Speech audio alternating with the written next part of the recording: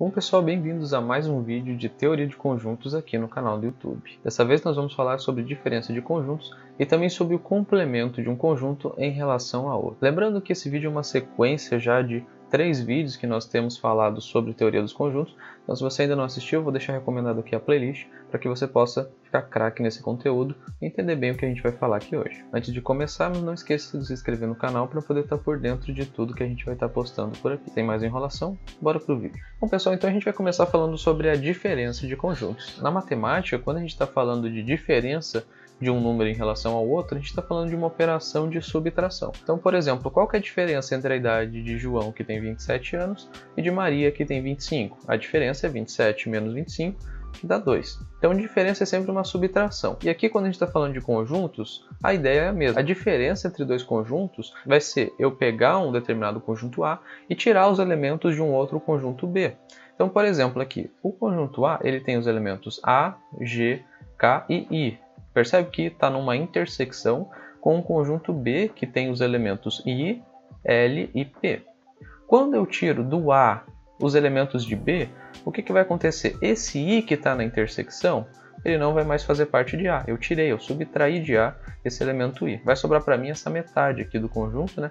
Apenas com os elementos A, G e K. O elemento I foi subtraído de A porque ele pertencia ao conjunto B. Os elementos L e P já não pertenciam, né, ao nosso conjunto A, mas o elemento I pertencia sim, e como o B também tinha o I, ele foi subtraído então de A. Então A menos B vai ser aquilo que eu tinha em A menos aquilo que o B tem em comum com A. No nosso caso, o B tem em comum com A o elemento I. Portanto, o conjunto A menos B vai ser aquele conjunto A menos aquele elemento I que tinha em comum com B. Formalmente falando, A menos B é igual a um conjunto de elementos X, tais que X pertence a A e X não pertence a B. Ou seja, quando eu estou fazendo a diferença entre um conjunto A menos B, eu estou excluindo a intersecção. Eu estou pegando aqueles elementos que apenas pertencem a A. A ideia de complementos de conjuntos ela é parecida com a diferença. Por exemplo, dado dois conjuntos A e B, queremos fazer o complemento de B em relação ao A.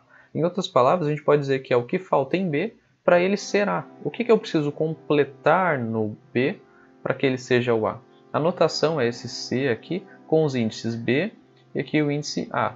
Aqui é o conjunto do qual eu quero o complemento em relação a um conjunto que está aqui embaixo. E ainda existe essa outra notação do A barra, né? Lembrando que A é aquele conjunto que eu estou querendo alcançar, ou seja, o que eu adiciono no B para ele se tornar o A. Complementar de B em relação ao A, ele vai ser então uma diferença. No final das contas, o complemento de um conjunto vai ser a própria diferença de conjuntos que nós vimos anteriormente. Então vai ser A, que é o conjunto maior que eu estou querendo alcançar, menos o conjunto B. Se eu tenho um conjunto maior A aqui e esse B precisa alcançar o A, eu tenho uma condição aqui de que o B tem que estar contido dentro do A.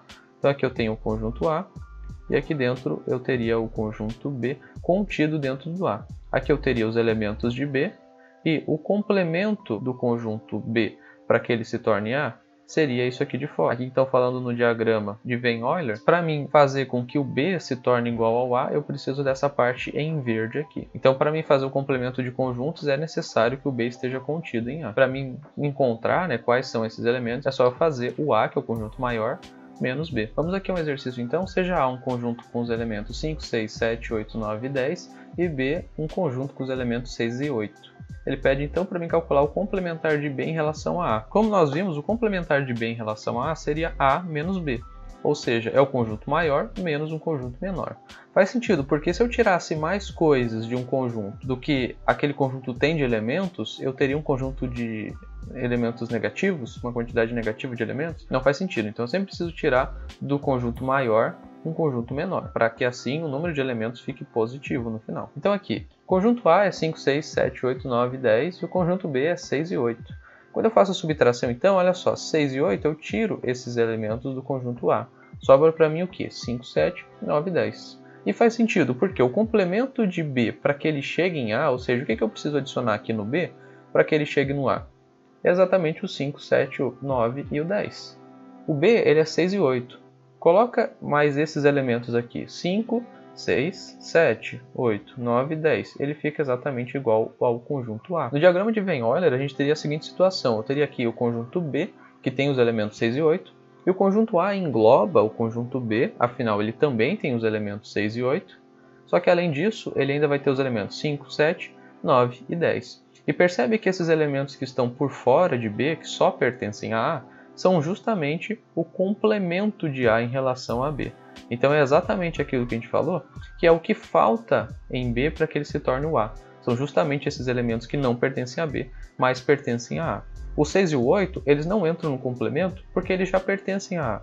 Então a única coisa que falta, ou seja, aquilo que falta, qual que é o complemento de B para que ele se torne A, são esses elementos, que pertencem a A, mas que não pertencem a B. E nós vamos ter algumas propriedades da complementação, assim como nós tivemos da união, da intersecção. A primeira delas é que o complementar de B em relação a A, intersecção com B, é igual a um conjunto vazio. Por quê?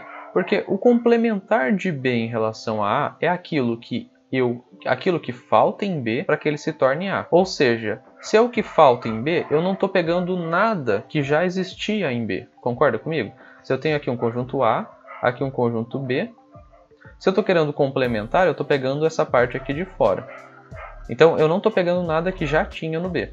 Se eu faço intersecção, lembrando, intersecção é o que eu tenho em comum com outro conjunto. Então, se eu faço a intersecção com o B, o que tem em comum dessa parte externa com essa parte interna aqui? Nada. Portanto, é um conjunto vazio. E da mesma forma, o complementar de B em relação a união com B forma o próprio A. Usando novamente o diagrama, eu teria aqui o conjunto A e aqui o conjunto B.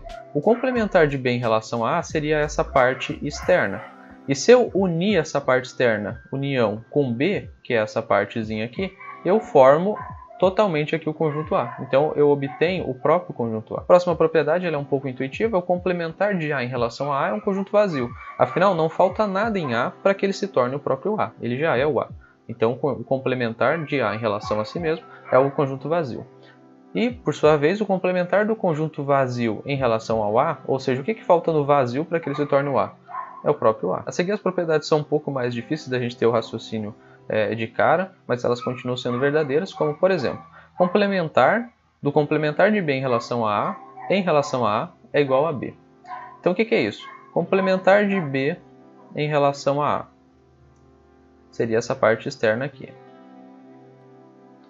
Complementar dessa parte externa em relação a A, ou seja, o que falta nessa parte externa para que ela se torne o A? É justamente o B, que é essa parte interna aqui. Então é isso que essa propriedade está dizendo. O complementar do complementar de B em relação a A é o próprio B. Aqui é quando eu estou realizando, né, uma operação entre três conjuntos, então o complementar de B intersecção com C em relação a A pode ser escrito como o complementar de B em relação a A união com o complementar de C em relação a A.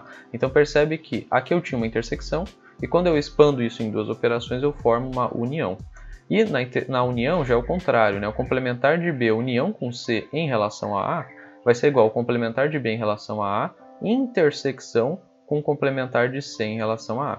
Então são trocadas as operações. Se aqui eu tinha união, vira uma intersecção, e se aqui eu tinha uma intersecção, vira uma união.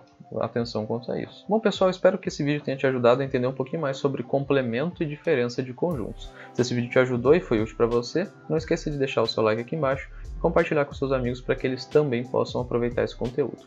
Não se esqueça de se inscrever no canal também e ativar o sininho das notificações para estar por dentro de tudo que a gente vai estar postando. Lembrando que todas as segundas e quartas nós temos vídeos aqui no canal, segunda vídeo de conteúdo de matemática e física e nas quartas resolução do Enem. Me siga também no Instagram para conteúdos extras diários e também toda terça nós postamos resumos das matérias lá no Instagram também. Um forte abraço a todos vocês e bons estudos!